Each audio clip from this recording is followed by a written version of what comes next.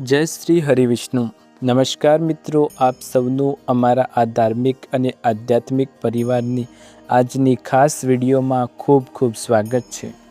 મિત્રો, હિન્દુ ધર્મમાં એકાદશીનું ખૂબ જ વિશેષ મહત્ત્વ છે। વર્ષ દરમિયાન આવતી દરેક એકાદશી ભગવાન શ્રી હરિવિષ્ણુને સમર્પિત માનવામાં આવે છે અને દરેક એકાદશી સાથે કોઈને કોઈ વિશેષ કથા, મહાત્મય અને ધાર્મિક માન્યતા જોડાયેલી છે।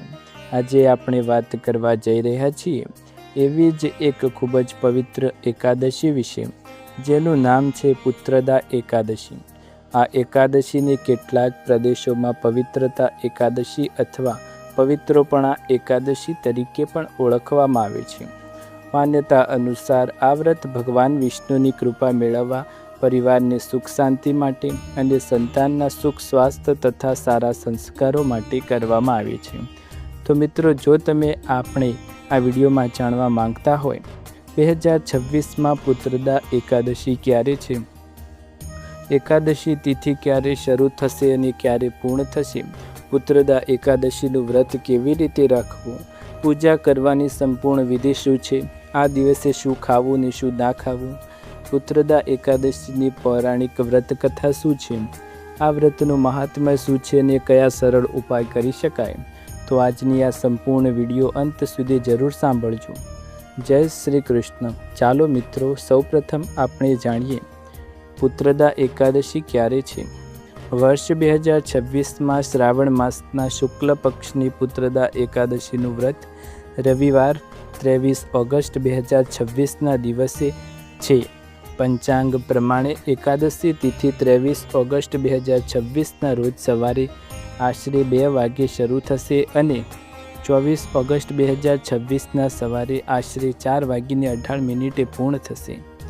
ગુજરાતના વિવિધ શહેરોમાં ગણતરી પ્રમાણે સમય થોડો બદલાઈ શકે છે। વ્રતની તારીખ અને પારણાનો સમય હંમેશા સ્થાનિક સૂર્યોદય અને પંચાંગ પ્રમાણે જોવો। પુત્રદા એકાદશી એટલે શું? તો હવે પ્રશ્ન આવ્યો।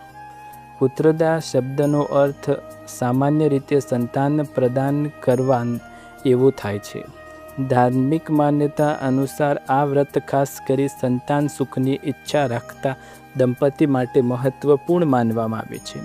પરંતુ મિત્રો, આજના સમયમાં આપણે આ વ્રતને માત્ર પુત્ર પ્રાપ્તિ સુધી સીમિત ન રાખવું જોઈએ। સંતાન એટલે પરિવારનું સુખ। આ વ્રતના સંતાનના સારા સ્વાસ્થ્ય, લાંબા આયુષ્ય, સારા સંસ્કાર, શિક્ષણ અને સફળતા સુખી જીવન માટે ભગવાનને પ્રાર્થના કરવાના પવિત્ર અવસર તરીકે પણ જોઈ શકાય। દીકરો હોય કે દીકરી, સંતાન ભગવાનની અમૂલ્ય ભેટ છે। એટલે આ દિવસે ભગવાન શ્રી હરિ પાસે પ્રાર્થના કરતી વખતે માત્ર એક ઈચ્છા નહીં, પરંતુ સંતાનના સમગ્ર જીવનના સુખ અને કલ્યાણની પ્રાર્થના કરવી જોઈએ। ભગવાન વિષ્ણુ અને પુત્રદા એકાદશી। મિત્રો, એકાદશીનો દિવસ ભગવાન વિષ્ણુને સમર્પિત માનવામાં આવે છે। ભગવાન વિષ્ણુને પાલનહાર કહેવામાં આવે છે। તેઓ સમગ્ર સૃષ્ટિનું પાલન કરે છે। માતા લક્ષ્મી તેમની સાથે બિરાજમાન છે। આથી પુત્રદા એકાદશીના દિવસે ભગવાન વિષ્ણુ અને માતા લક્ષ્મીની ભક્તિપૂર્વક પૂજા કરવામાં આવે છે। ઘરમાં નાનું મંદિર હોય તો પણ ખૂબ સારી રીતે પૂજા કરી શકાય। મોટું મંદિર હોવું જરૂરી નથી, મોંઘી સામગ્રી હોવી જરૂરી નથી। ભગવાનને સૌથી વધુ પ્રિય હોય તો સાચી શ્રદ્ધા। દશમીના દિવસથી તૈયારીઓ। મિત્રો, એકાદશીનું વ્રત માત્ર એકાદશીના દિવસે શરૂ નથી થતું। ઘણા લોકો દશમીના દિવસે જ પોતાના મન અને શરીરને વ્રત માટે તૈયાર કરે છે। દશમીના દિવસે શક્ય હોય ત્યાં સુધી સાત્વિક ભોજન કરવું, ઘરમાં કોઈ સાથે ઝઘડો ન કરવો, ગુસ્સો ઓછો કરવો, ખોટું બોલવાનું ટાળવું અને મનમાં ભગવાનનું સ્મરણ કરવું। રાત્રે સૂતા પહેલાં ભગવાન વિષ્ણુને યાદ કરીને કહી શકાય, હે શ્રી હરિ વિષ્ણુ, આવતીકાલે હું તમારી ભક્તિ અને શ્રદ્ધાથી એકાદશીનું વ્રત કરું છું। મારા મનને શુદ્ધ રાખવાની અને સારા માર્ગે ચાલવાની શક્તિ આપજો। એકાદશી સવારે શું કરવું? હવે આવે છે મુખ્ય દિવસ 23 ઓગસ્ટ રવિવાર। શક્ય હોય તો સવારે વહેલા ઉઠી ઘરની સફાઈ કરવી, ત્યારબાદ સ્નાન કરી સ્વચ્છ વસ્ત્ર ધારણ કરવા। જો શક્ય હોય તો પીળા અથવા સ્વચ્છ રંગના કપડાં પહેરી શકાય। ત્યારબાદ ઘરમાં પૂજા સ્થાને સારી રીતે સાફ કરો. એક નાની ચોકી પર પીળું અથવા સ્વચ્છ કપડું પાથરવું. તેના ઉપર ભગવાન શ્રી હરિવિષ્ણુની મૂર્તિ અથવા માતા લક્ષ્મી બંનેની તસવીર હોય તેવી તસવીર સ્થાપિત કરવી.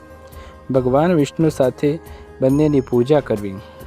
પૂજા માટે બહુ મોટી યાદીની જરૂર નથી. તમારી પાસે ઉપલબ્ધ હોય તે પ્રમાણે સામગ્રી લઈ શકો છો, જેમ કે પાણી અથવા ગંગાજળ, ચંદન, કંકુ, પીળા ફૂલ, તુલસીના પાન, ધૂપ, દીવો, ફળ, કેળા, મીઠાઈ, પંચામૃત, નૈવેદ્ય અને ભગવાન માટે સ્વચ્છ વસ્ત્ર અથવા ફૂલમાળા. સૌથી મહત્ત્વની વસ્તુ છે શ્રદ્ધા. સંકલ્પ કેવી રીતે લેવો? પૂજા શરૂ કરતાં પહેલાં હાથમાં થોડું પાણી લઈ મનમાં સંકલ્પ કરવો. સરળ શબ્દોમાં કહી શકાય, હે ભગવાન શ્રી હરિવિષ્ણુ, હું આજે શ્રાવણ શુક્લ પક્ષની પુત્રદા એકાદશીનું વ્રત શ્રદ્ધા અને ભક્તિથી કરું છું. મારા પરિવાર ઉપર તમારી કૃપા રાખજો. મારા સંતાનોને સારું સ્વાસ્થ્ય, સારા સંસ્કાર અને સુખી જીવન આપજો. મારા ઘરમાં પ્રેમ, શાંતિ અને સમૃદ્ધિ રાખજો. મારી ભૂલો માફ કરજો અને મને સત્ય તથા ધર્મના માર્ગે ચાલવાની શક્તિ આપજો. આ રીતે ભાવપૂર્વક સંકલ્પ કરી શકાય. ભગવાન વિષ્ણુની પૂજા વિધિ. સૌપ્રથમ ભગવાનને નમસ્કાર કરી દીવો પ્રગટાવો, ધૂપ કરો. પછી ભગવાનને ચંદન અર્પણ કરી કંકુ અને ફૂલ અર્પણ કરું. પીળા ફૂલ ભગવાનને ખૂબ પ્રિય છે. ત્યારબાદ તુલસીનું પાન ભગવાનને અર્પણ કરાય. ભગવાન વિષ્ણુની પૂજામાં તુલસીનું વિશેષ મહત્ત્વ રહેલું છે. ત્યારબાદ તમારી પાસે ફળ અને મીઠાઈનો ભોગ હોય તે ધરાવો. જો પંચામૃત ઉપલબ્ધ હોય તો ભગવાનને અર્પણ કરી શકાય. અને ત્યારબાદ ભગવાનના ચરણોમાં માથું નમાવીને પ્રાર્થના કરો. હવે મિત્રો, ભગવાન વિષ્ણુને ખૂબ જ સરળ અને પ્રસિદ્ધ મંત્ર છે, ઓમ નમો ભગવતે વાસુદેવાય. આ મંત્ર તમે 11, 21, 51 અથવા તમારી શ્રદ્ધા પ્રમાણે 108 વાર જાપ કરી શકો છો. જાપ કરતી વખતે ઉતાવળ ન કરવી. આંખો બંધ કરો. ભગવાન વિષ્ણુનું સુંદર સ્વરૂપ મનમાં યાદ કરો અને ધીમે ધીમે બોલો, ઓમ નમો ભગવતે વાસુદેવાય. વ્રતમાં શું ખાઈ શકાય? કેટલાક લોકો નિર્જળ વ્રત રાખે છે, કેટલાક લોકો માત્ર પાણી લે છે, કેટલાક ફરાહાર કરે છે અને કેટલાક લોકો એકાદશીના દિવસે નિયમો પ્રમાણે સાત્વિક ફરાહાર કરે છે.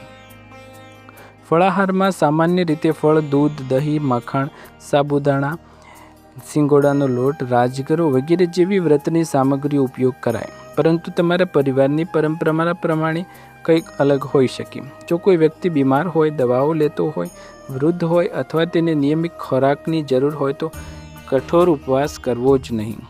સ્વાસ્થ્ય સાથે બેદરકારી કરવી એ ભક્તિ નથી. ભગવાનને ભાવનું મહત્ત્વ છે.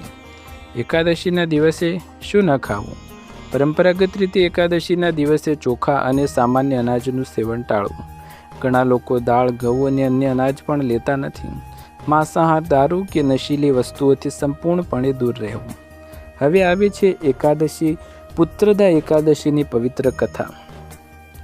પુત્રદા એકાદશીની કથા ભાવાત્મક છે. પ્રાચીન સમયમાં એક ધર્મનિષ્ઠ અને પ્રજાવત્સલ રાજા રાજ્ય કરતો હતો. રાજા ખૂબ જ સારો અને દયાળુ હતો. તે પોતાની પ્રજાને પોતાના પરિવારની જેમ માનતો. ગરીબોની મદદ કરતો, બ્રાહ્મણોને, સંતોનું સન્માન કરતો, દાન કરતો, ધાર્મિક કાર્યો કરતો. તેના રાજ્યમાં લોકો સુખી હતા. ખેતરોમાં સારી ઉપજ થતી, બજારો સમૃદ્ધ હતા અને પ્રજા પોતાના રાજાથી ખૂબ ખુશ હતી. પરંતુ રાજાના જીવનમાં એક મોટું દુઃખ આવ્યું. રાજાને સંતાન ન હતી. રાજા અને રાણી પાસે મહેલ હતો, ધન હતું, સંપત્તિ હતી, માન સન્માન હતું, પરંતુ સંતાનના અભાવે બંનેના મનમાં હંમેશા ખાલીપો રહેતું. રાત્રે જ્યારે રાજા પોતાના મહેલમાં એકલો બેસ્યો ત્યારે તેના મનમાં વિચાર આવ્યો, મારા પછી આ રાજ્યનું શું થશે? અને રાણી પણ સંતાન માટે ભગવાનને પ્રાર્થના કરતી. એક દિવસ રાજા ખૂબ જ દુઃખી થઈ ગયો. તેને નક્કી કર્યું કે થોડા સમય માટે રાજમહેલ અને રાજકાર્યથી દૂર જઈ એકાંતમાં ભગવાનનું સ્મરણ કરવું. રાજા ઘોડા પર સવાર થઈ જંગલ તરફ નીકળી પડ્યો. તે ધીમે ધીમે જંગલમાં આગળ વધતો ગયો. ચારે બાજુ હરિયાળી હતી, પક્ષીઓનો કલરવ સંભળાતો હતો, ઠંડો પવન ચાલી રહ્યો હતો, પરંતુ રાજાના મનમાં શાંતિ ન હતી. તે સતત પોતાના દુઃખ વિશે વિચાર કરી રહ્યો હતો. થોડા સમય પછી તેને એક સુંદર સરોવર દેખાય. સરોવરમાં કમળના ફૂલ ખીલેલા હતા, કિનારે વૃક્ષો હતા અને નજીક જ કેટલાક ઋષિમુનિઓ તપસ્યા કરી રહ્યા હતા. રાજા અને ઋષિઓ સાથે મુલાકાત. રાજાએ ઋષિઓને જોયા, તેને ઘોડા પરથી નીચે ઉતરી તેમને પ્રણામ કર્યા. ઋષિઓએ રાજાને આશીર્વાદ આપ્યો, પરંતુ ઋષિઓએ રાજાના ચહેરા પરનું દુઃખ જોઈ લીધું. એક ઋષિએ પૂછ્યું, રાજન, તમે આટલા ચિંતિત કેમ છો? રાજાએ હાથ જોડ્યા, તેની આંખોમાં આંસુ આવી ગયા. રાજાએ કહ્યું, હે મહાત્માઓ, મારા રાજ્યમાં કોઈ વસ્તુની કમી નથી. મારી પ્રજા ખુશ છે. હું દાન કરું છું, યજ્ઞ કરું છું અને ભગવાનની પૂજા કરું છું, પરંતુ મારા જીવનમાં સંતાનનું સુખ નથી. મારા મનમાં આ દુઃખ સતત રહે છે. ઋષિએ રાજાને સાંત્વના આપી. ઋષિએ કહ્યું, રાજન, ચિંતા ન કરો. શ્રાવણ માસના શુક્લ પક્ષની આવતી એકાદશી પવિત્ર છે. તેને પુત્રદા એકાદશી કહેવામાં આવે છે. તમે આ દિવસે ભગવાન શ્રી હરિવિષ્ણુનું ભક્તિપૂર્વક પૂજન કરો, ભગવાનનું નામ સ્મરણ કરો અને તમારા મનની પ્રાર્થના કરો. ઋષિઓની વાત સાંભળી રાજાના મનમાં આશાની નવી કિરણ જાગી. તેને ઋષિઓને પ્રણામ કર્યા અને કહ્યું, હે મહાત્માઓ, હું આપના જણાવ્યા પ્રમાણે જરૂર કરીશ. રાજાએ રાખ્યું પુત્રદા એકાદશીનું વ્રત. સમય આવ્યો. પુત્રદા એકાદશીના દિવસે રાજાએ વહેલી સવારે સ્નાન કર્યું, સ્વચ્છ વસ્ત્રો પહેર્યા, ભગવાન વિષ્ણુની પૂજા કરી, દીવો પ્રગટાવ્યો, ફૂલ અને તુલસી અર્પણ કર્યા અને ભક્તિપૂર્વક ઉપવાસ રાખ્યો. રાજાએ આખો દિવસ ભગવાનનું સ્મરણ કર્યું. તેના મનમાં માત્ર એક જ ભાવ હતો, હે શ્રી હરિ વિષ્ણુ, મારી ભક્તિ સ્વીકારજો. રાત્રે પણ રાજાએ ભગવાનનું નામ સ્મરણ કર્યું, ભગવાનની કથા સાંભળીને મનની પ્રાર્થના કરી. ભગવાનની કૃપા, રાજાની શ્રદ્ધા અને ભક્તિથી ભગવાન વિષ્ણુ પ્રસન્ન થયા અને એવી ધાર્મિક કથામાં માન્યતા છે કે ભગવાને રાજાને આશીર્વાદ આપ્યો. સમય જતાં રાજાના જીવનમાં સંતાનનું સુખ આવ્યું. રાજા રાણી ખુશ થયા અને આ સમગ્ર સમાચાર રાજ્યમાં ફેલાવ્યા. પ્રજાએ ખુશી મનાવી. રાજાએ ગરીબોને દાન આપ્યું, બ્રાહ્મણોને જરૂરિયાતમંદોને ભોજન કરાવ્યું અને ભગવાન શ્રી હરિ વિષ્ણુનો આભાર માન્યો. આ રીતે પુત્રદા એકાદશીની આ કથા ભક્તિ, શ્રદ્ધા, ધીરજ અને ભગવાન પરના વિશ્વાસનો સંદેશ આપણને આપે છે. મિત્રો, ધાર્મિક માન્યતા પ્રમાણે પુત્રદા એકાદશીનું વ્રત ખૂબ જ પુણ્યદાયી માનવામાં આવે છે. આ વ્રત ભગવાન વિષ્ણુને પ્રસન્ન કરવા માટે કરવામાં આવે છે. સંતાનની ઈચ્છા ધરાવતી દંપતી આ દિવસે ભગવાન પાસે પ્રાર્થના કરે, પરંતુ આપણે આ વ્રતનો અર્થ ખૂબ જ સુંદર રીતે સમજવો જોઈએ. ભગવાન પાસે માત્ર મને સંતાન આપો એવી પ્રાર્થના કરવાના બદલે, હે ભગવાન, મારા સંતાનને સારા સંસ્કાર આપજો, સારું સ્વાસ્થ્ય આપજો, સાચા માર્ગે ચાલવાની શક્તિ આપજો અને જીવનમાં સારા માણસ બનવાની બુદ્ધિ આપજો. આવી પ્રાર્થના વધુ સુંદર બને. જો કોઈ માતા પિતા આ વ્રત પોતાના સંતાનના કલ્યાણ માટે કરતા હોય તો ભગવાન વિષ્ણુની સમક્ષ બેસીને કહો, હે શ્રી હરિ વિષ્ણુ, અમારા સંતાન ઉપર તમારી કૃપા રાખજો, તેમને સારા સંસ્કાર આપજો, તેમને સત્ય અને ધર્મના માર્ગે ચાલવાની શક્તિ આપજો, તેમને સ્વસ્થ અને સુખી રાખજો, તેમના જીવનમાં આવતી મુશ્કેલીઓ દૂર કરજો. પુત્રદા એકાદશીના દિવસે આટલા કાર્યો કરવાથી ભગવાન વિષ્ણુની કૃપા પ્રાપ્ત થાય છે અને જીવનમાં સુખ શાંતિ આવે છે. ભગવાન વિષ્ણુને તુલસીના પાન અર્પણ કરવા, ભગવાનની સામે ઘીનો દીવો પ્રગટ કરવો, ઓમ નમો ભગવતે વાસુદેવાય મંત્રનો જાપ કરવો, જરૂરિયાતમંદ વ્યક્તિને ફળ અથવા ભોજનનું દાન કરવું, તમારી ક્ષમતા પ્રમાણે કપડાં અથવા જરૂરી વસ્તુઓનું દાન કરવું, તમારા માતા પિતાના આશીર્વાદ લેવા. આ દિવસે કોઈનું અપમાન કરવું નહીં. કોઈ ગરીબ અથવા જરૂરિયાતમંદ બાળકને ભોજન, ફળ, પુસ્તક અથવા ઉપયોગી વસ્તુ આપી શકાય. ફરી એકવાર નવા વિડીયોમાં આવી જ દિવ્ય કથા સાથે મળીશું. તમને આ વિડીયો કેવો લાગ્યો કમેન્ટ બોક્સમાં જરૂર જણાવો. વિડીયોને લાઈક કરવાનો ભૂલતા નહીં ને વધારેથી વધારે લોકો સાથે શેર કરો. કમેન્ટ બોક્સમાં જય શ્રી હરિ વિષ્ણુ લખતા જાઓ. ફરી એકવાર નવા વિડીયોમાં મળીશું. ત્યાર સુધી તમારા બધાનો આભાર. જય શ્રી કૃષ્ણ.